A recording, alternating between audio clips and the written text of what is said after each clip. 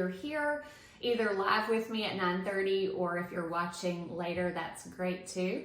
I want to give you just a couple of minutes for everyone to get here, to get settled. So go ahead and greet one another here on Facebook if that's where you're watching. I would certainly love to know that you're here, and I hope that you'll say hello to one another and reply to one another as you have your greeting this morning. So this is always the highlight of my Sunday, is seeing who all is here for Sunday school and saying hello. So I hope you'll take just a minute or so to do that, and then we'll begin the lesson.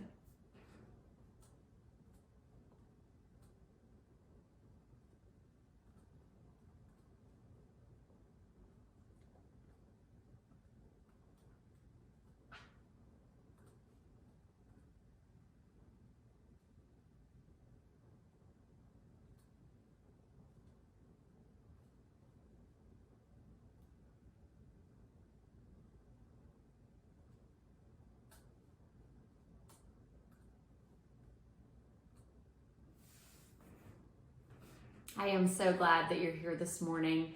I want to go ahead and give a preface that this lesson might be a little shorter than some. That's just the way that some of these lessons fall.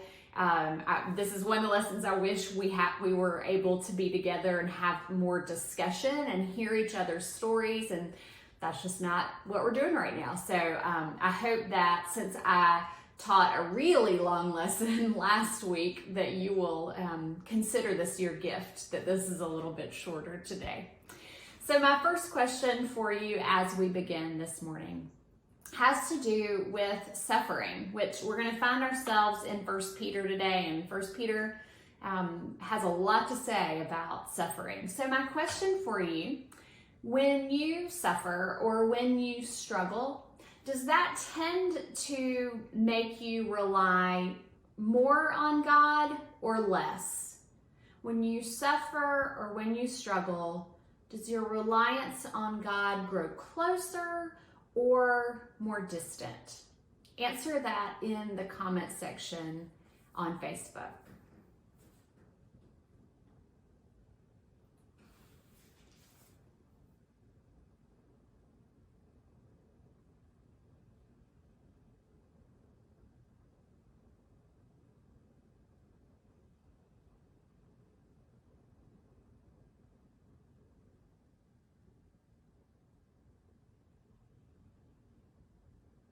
Certainly no one likes to suffer, and our scriptures are full of stories of people suffering, and especially people suffering because of their faith, which I think feels even worse sometimes when we're suffering for something important or suffering because of something that we believe in strongly. It makes the suffering all the more worse sometimes. When we feel misunderstood because of a belief, or we feel like we are being persecuted. Being faithful and following Christ can bring about suffering. That's a lot of what 1 Peter talks about, not just the suffering that we experience from disease or from broken relationships, but Peter spends time talking about the suffering that we experience because of following Christ. And that happens because we live in a world that doesn't always agree that a life of faith is important, or it doesn't always perceive that faith is the reason why we should be motivated to live. And so I think that Peter knew that if we're going to be followers of Christ, we should expect to suffer for our faith. So today we're looking at 1 Peter chapter 3, which takes a lot of time exploring this idea of suffering and remaining faithful in the midst of adversity. So I'd love to hear from you and let y'all discuss for a moment with each other.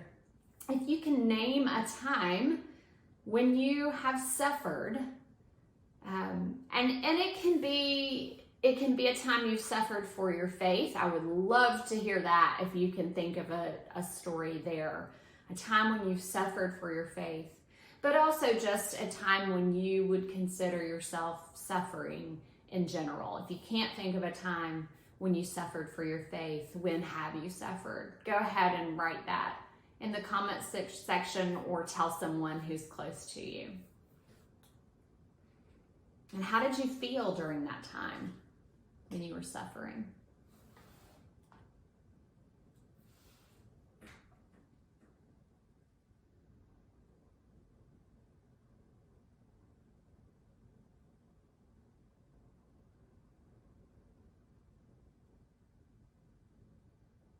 I don't know about you, but when I think of times when I have suffered for my faith, I remember moments of asking a lot of questions of God. It didn't necessarily turn me further from God, but it was the impetus behind a lot of whys. Why is this happening? And a lot of, if I'm following you, why is this happening? If I believe you've called me to this, then why is this happening? A lot of just wanting understanding and, gosh, maybe even clarification from God, right? So that was, I think, my primary emotion, or the way that it affected my faith to suffer for my faith would be to say, what am I supposed to be learning from this? So I wonder what other emotions or effects on your faith that your own suffering had for you. I'm going to read for us today from 1 Peter chapter 3, and starting with verse 13 and going through the rest of this chapter. Now, who will do harm if you are eager to do what's good? But even if you do suffer for doing what's right, you are blessed. Do not fear what they fear, and do not be intimidated, but in your hearts sanctify Christ as Lord. Always be ready to make your defense to anyone who demands from you an accounting for the hope that is in you. Yet do it with gentleness and reverence. Keep your conscience clear, so that when you're maligned, those who abuse you for your good conduct in Christ may be put to shame. For it's better to suffer for doing good, if suffering should be God's will, than to suffer for doing evil. For Christ also suffered for sins once for all, the righteous for the unrighteous, in order to bring you to God. He was put to death in the flesh, but made alive in the spirit, in which also he went and made a proclamation to the spirits in prison, who in former times did not obey, when God waited patiently in the days of Noah, during the building of the ark, in which a few, that is 8 persons, were saved through water, and baptism, which this prefigured, now saves you, not as a removal of dirt from the body, but as an appeal to God for a good conscience through the resurrection of Jesus Christ, who has gone into heaven and is at the right hand of God, with angels, authorities, and powers made subject to him. So this passage starts with verses 13 and 14. Who will harm you if you're eager to do what's good? Even if you do suffer for what is right, you are blessed. If you're doing what's good, who can fault you? Essentially, Peter's writing. But even if you do suffer, you are doing the right thing and you will be blessed by God. That is a word that I cling to, and I hope that you find some comfort in that too. Who will harm you if you're eager to do good? Even if you suffer for doing what's right, you're blessed. That's some incentive to continue following Christ, isn't it? To continue doing what's right, knowing that regardless, you will be blessed, even if it doesn't feel like it in the moment. The second part of 14 and following says, do not fear what they fear, and do not be intimidated, but in your hearts sanctify Christ as Lord. That is a really interesting verse to me. Don't fear what they fear, and don't be intimidated. Don't let the worries of the world and the things that get everyone else riled up infiltrate your heart so that those are the things that you fear, because you have Christ to lean on. Don't be worried by what everyone else tells you that you should be worried about. And friends, our culture is quick to do that. Our culture is quick to do that with the smallest to the largest of things, to tell us that we should look a certain way or act a certain way or spend our money on a certain thing or believe a certain group. And at the end of the day, much of those admonitions that we're given are based out of fear.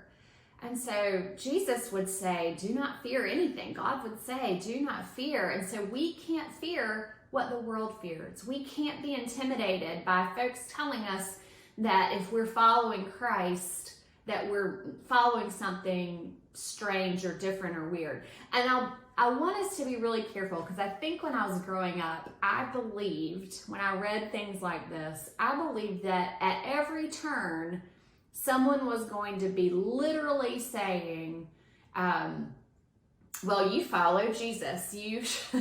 That's crazy. I really believe there would be that kind of really obvious statements being made. And well, that felt kind of easy to stick up to. If you tell me that I shouldn't believe in Jesus, well, I can stand up against that. But I think we all know that our lives are much more subtle and nuanced than that. And the messages that we receive that are the antithesis of our faith are very, very rarely couched in that kind of obvious statements. It's much more in statements that want to draw us away from our faith to things that look good, instead of holding fast to our faith. And so I would encourage you in that verse, do not fear what they fear and do not be intimidated. And that means we have to be looking for that, doesn't it? It means we have to be looking for what others might be trying to draw us into, to unhealthy relationships or unhealthy statements that might pull us just slightly away from following our faith alone. We can't be intimidated by that. Then it goes on in 15 and 16. And you may have had to memorize this when you were younger like I did, but I don't have it memorized anymore. Always be ready to make your defense to anyone who demands from you an accounting for the hope that is in you. And then it says in 16, the first part, yet do it with gentleness and reverence. Always be ready. Again, when I was younger, I think I thought I would show up at someone's house and they would say, now tell me about this Jesus. And there have been a couple of those instances in my life, but that's not typically how clear it is. And it doesn't mean that we're always ready by handing out tracts door to door at the grocery store. There are people that are called to that type of evangelism, but I don't know that that's exactly what Peter's talking about here. Instead, I think it's talking about when you are living differently, when you are living as a follower of Jesus, then people will notice that you live differently. And so this passage is encouraging us to be able to articulate why. Why do you live differently? Why do you make the choices you do? What is your motivation for living differently in a world that calls you or asks you to live one way? Why do you choose to live a different way? That question may come up. Be ready with that answer. So I wonder today, do you feel ready? Do you feel like if someone were to say, well, why did you make that decision? Do you feel like you could articulate it in a language that articulates your faith? Answer that in the comments section. And if you don't feel ready, I wonder what stands in your way. What is the thing that makes it hard for you to do that? Do you feel ready to give an answer to anyone who asks? Let me know in the comment section.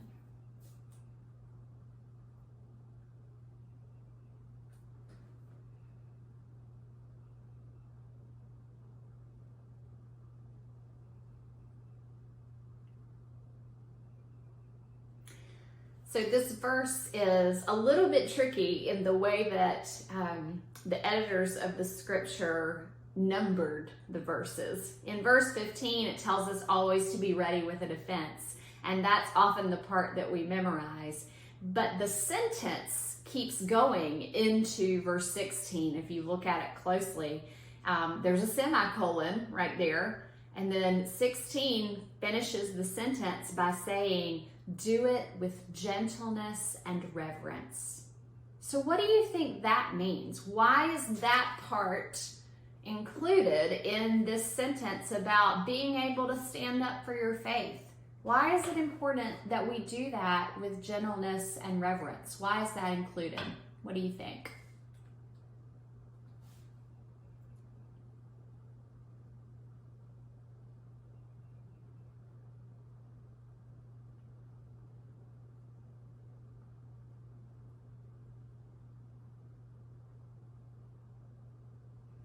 There's a theory in child development that says essentially that children will match our tone and our pitch and our volume when we speak to them. So if you yell at a child, even not necessarily in an angry way, but if your voice is louder, they will tend to answer in response with that same level of volume. And the same goes for tone. If you speak with a harsh tone to a child, they will often mimic that tone in their response. And so there is this idea that when you really want to teach a child something, you physically get on their level. You've seen really good teachers do this before. You physically kind of make yourself smaller to their level, and you often get closer to them. I hope you can hear me. You get quieter, and you bring your tone and your pitch down if you're trying to teach them something serious. Now, that's not when you're in an emergency situation and you need to say, as I did a lot to my younger son when he was younger, get out of the road.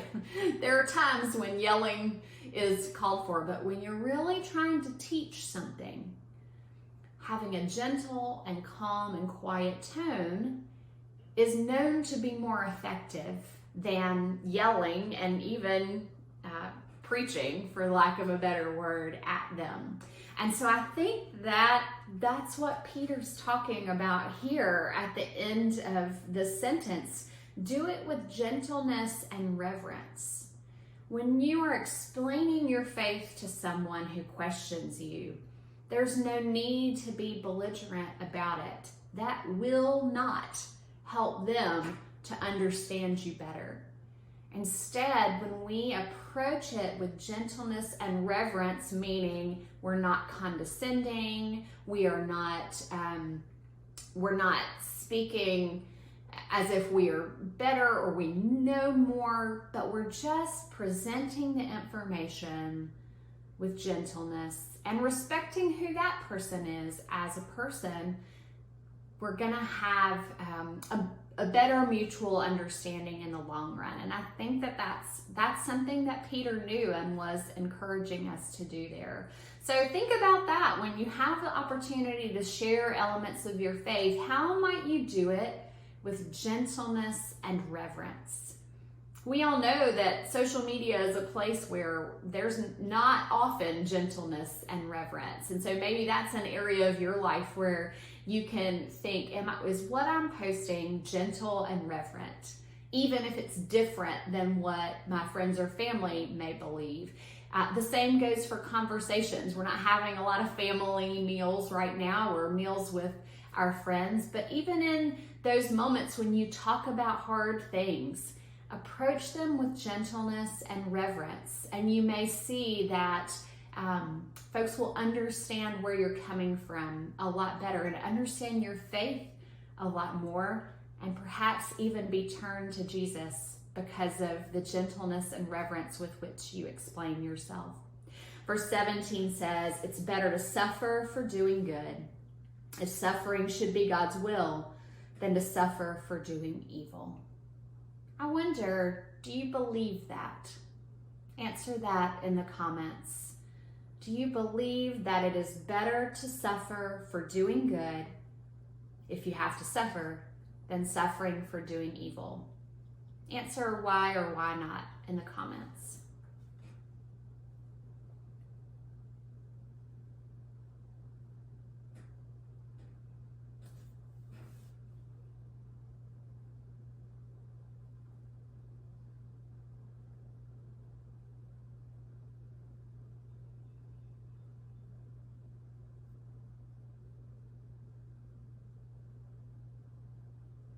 In many ways, being a follower of Jesus means making a decision about just that. Are we willing to suffer for doing good, for being followers of Jesus, rather than suffering for evil, for making the wrong choices? And I'll confess to you that most of my life, as I have tried to be a follower of Jesus, I have felt a little bit weird or a little bit different from everybody else. And that has caused for me sometimes when I've felt like I have suffered. I've suffered emotionally, or I've suffered in friendships, or I've felt misunderstood because my intentions often don't match the intentions of those around me. And that's hard. And that's a hard choice to continue making day after day after day. And yet at the end of the day, I still believe that suffering for the cause of Christ is far better than not, because I believe that Jesus suffered for us. So when we are followers of Jesus, the likelihood that we are going to suffer for good is really high. And that's a risk that we have to take. But that's exactly the path that Christ took, that we read about in the Gospels, that Jesus chose to live and think and preach and understand life differently. And because of that, he suffered. And he showed us what it was like to do that. And yet, knowing that we'll suffer is not a reason to stop following Christ. It's not a reason to stop doing good. We can take confidence in knowing that God honors and God blesses us for those choices. We will inherit something that is even greater than the comfort that we might feel on this earth otherwise. Christ offers all of us hope. Even he goes on in Peter to say, even the people who've disobeyed, even these people who are in prison, Christ still offers them hope. Even those of us who miss the mark. Even us, Christ offers hope to. That is the nature of Jesus Christ. The conclusion of this passage, we are reminded of our baptism. That baptism saves us, not because of the physical act of baptism. That does not change us. But because it is an appeal to God. It is an action that reflects the true spirit of our hearts. Our belief in Jesus Christ. Our actions, all of them, from our baptism on, should be extensions of our belief because of the hope that we have been promised and that we have received, regardless of the situations in which we find ourselves. And that's hard to balance. It's often in times that are hard, we don't necessarily want to be motivated by Jesus, do we? Our human nature thinks, I want to get back at that person, or I want to respond in kind. If they yelled at me, I want to yell back at them. And yet Jesus and the hope that we have in Jesus tells us that our actions should be an extension of who Jesus is. And it might mean that we take a minute to reflect before we act. It might mean that we ask God for that hope before we answer back with fear. It might be that we ask God to be with us instead of feeling intimidated or overwhelmed. Your life, because of Jesus Christ, is not an ordinary life. And oftentimes as Christians, that can feel exhausting and hard. Sometimes we want to just have a life that looks like everybody else's, and yet that's just not who we're called to be. and it's a choice that we have to make over and over, day after day. We will be blessed by following Jesus's example of endurance in the face of difficult days. And our witness is a powerful blessing to others if we choose to live as followers of Jesus. And so this week, your homework, the thing I'd like for you to be thinking about is, how do others see Christ in your life? Where do they see Jesus in your life? Across the board, or maybe just in a couple of things that you do? In what ways do you live differently so that you are not fearful of what lies ahead? But the second part of that is, in what ways might your life need to change in order to reflect Jesus much more clearly than it does? I'd like for you to think about that this week. This week, I encourage you to stand firm in your faith no matter what happens, no matter what challenges might come your way. Stand firm, knowing that your endurance will be a blessing to you and to others. Let us pray.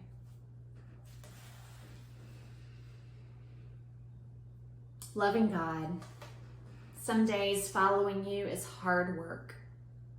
We knew it wouldn't be easy, but we still struggle. Thank you for this reminder that you too struggled and you remained faithful.